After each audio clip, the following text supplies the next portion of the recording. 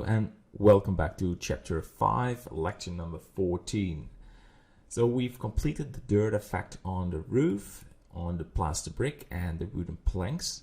And what I like to do in this lecture is focusing on the window frames or the window itself. So I like to import a background image and start creating the glass. And in the other lectures we make the frame, and after all we import this in the building. So go to the front view and deselect the building. I open my folder, window, and I have this window image, and I import this in Blender. One size should be good by default. And let's disable the building for a second, and later on we will import this this window in the camera, in the building collection. So go to add, mesh, plane, and call it window. And put the window right there, and I press RX90. So we rotate this window by, or this plane by 90 degrees. Go to the tab mode, to the edit mode, and we are in the vertex mode. And for some reason it stops casting. And scale the vertices. Let's do something like this. What I like to see is I want to have the borders of the window inside of my window, inside of my vertices. But we will do some scaling after I'm going to add edge lines, and we maybe need to move them a little bit later on. So there are 1, 2, 3, 4 rows and 1, 2, 3 on the horizontal axis. So that's 1, 2, 3, 4 edge lines, and 1, 2, 3 on the horizontal. And I like to switch to the edge mode, and I alt left click, shift and shift and shift click on the edges. And let's move this plane a little bit more forward. Front view and control point, so it's in the middle. I like to press Control B, so we have these sort of bars right there. And I'm okay with the size, but we need to move them now. So I press Alt left mouse click, Alt Shift left mouse click, and just move them in the right position. And for example, if you do this in edit mode, you can do this as well. So it doesn't really matter. Face mode is a different story. So let's go to the horizontal axis. We need to Alt Shift left mouse click, Control B, and scale these. And I like to drag these to the top. GZ. Alt Shift left mouse click, GZ. And these are good, but we need one on the bottom as well. So I extrude this. Alt left mouse click, E, extrude it and move it on top. And I Alt Shift left mouse click on these rows and move them downwards. So Alt Shift left mouse click, GZ, and move them up, move these upwards. All right, so we should have this frame, and we also want the left and right sides. So it's just the same. You extrude it, GY, this GX, GX. There we go.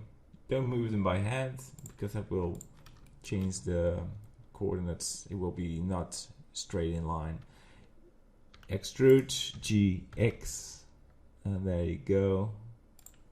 And Alt Shift left mouse click, and you can drag these back. Alt Shift left mouse click. And now we have this design. So I go to the face mode, and I like to remove these faces.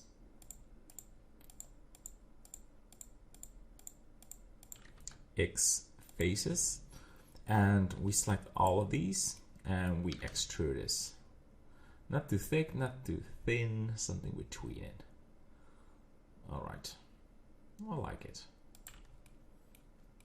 Next thing you do is adding edge lines in each square.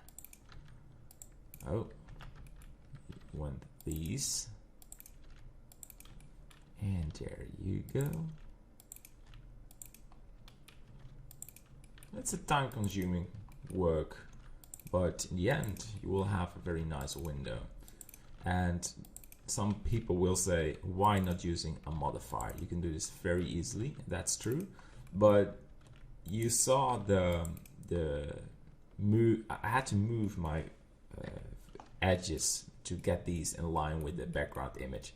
And that evil window is not a mirrored object. So even if you do this, we'll go to wireframe and we have to, let's go to the edit mode, in the vertice mode. Even if you do this in the modifier tab with a mirror, you have to do a lot of handwork, and in the end it takes the same amount of time.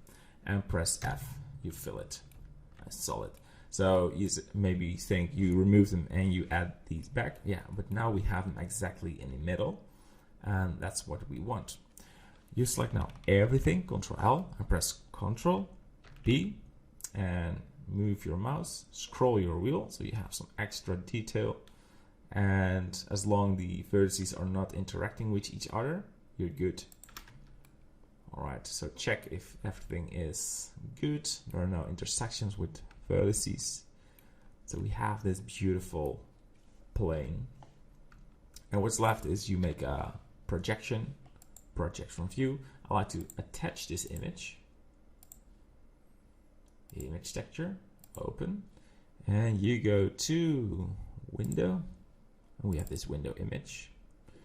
And you project from view, and that will put this on scale, and we need to cover the plane.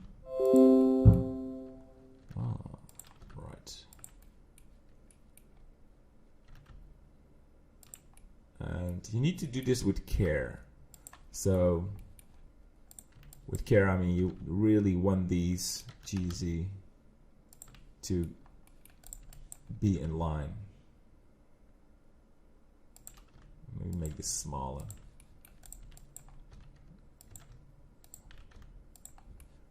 Because you will duplicate this window, and if it's just rushing work, it's really a pain for all the work you spent on this modeling, and that's not worth it. So let's finish this. Make it smaller. Scale this. So I will pause the video so you can continue. It's just you select these and you want to have it exactly in line with the texture. All right, so I'm going to pause it. And welcome back. So I moved the vertices so these cover the frame of the texture, and sometimes it was really stretching it till it sized the image.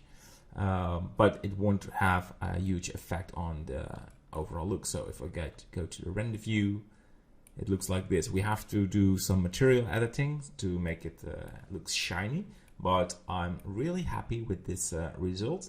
And yeah, in the next lecture we will continue to work on this. We also need to make the wooden frame, so a lot of things to do, but it's exciting, and yeah, let's continue. Bye bye.